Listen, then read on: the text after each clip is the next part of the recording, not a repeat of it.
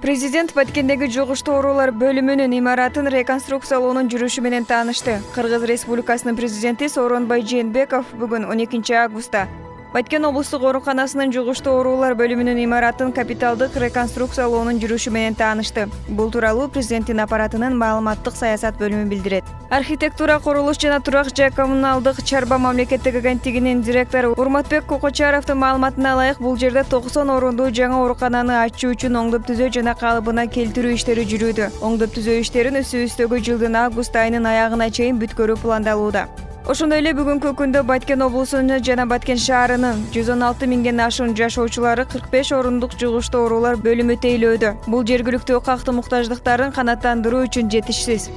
Президент Сооронбай Жээнбеков медициналык кызматкерлер менен баарлашып, медицина жаатында биринчи кезекте бейтаптарга эң ыңгайлуу шарттарды түзүп берүүгө багыттала турган өлкөнүн санариптешүү саясатынын максаттары жана милдеттери жөнүндө кеңири айтып берди.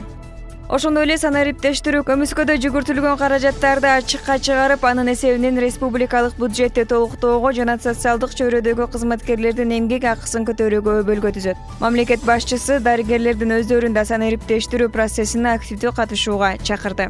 Сооронбай Жээнбеков ошондой эле саламаттыкты сактоо тармагындагы көйгөйлөрдү жакшы билерин белгиледи. Кыргыз Республикасынын Коопсуздук кеңеши 1,5 жылдан бери саламаттыкты сактоо тармагындагы көйгөйлөрдү иликтөө үстүндө иштеди. Биз жакынкы аралыкта кырдаалды жакшыртуу үчүн бул маселени ар тараптуу карап чыгабыз. Пандемия системанын бардык болгон көйгөйлөрүн ачыкка чыгарды деп баса белгиледи президент.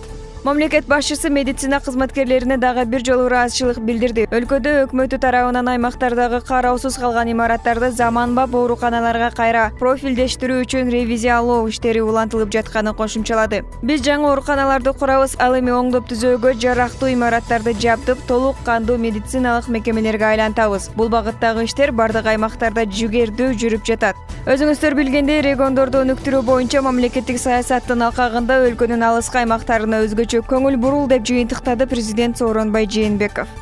Нуризат Муратали кызы, Нурмухамед Абдыкалык уулу, Салам медиасы.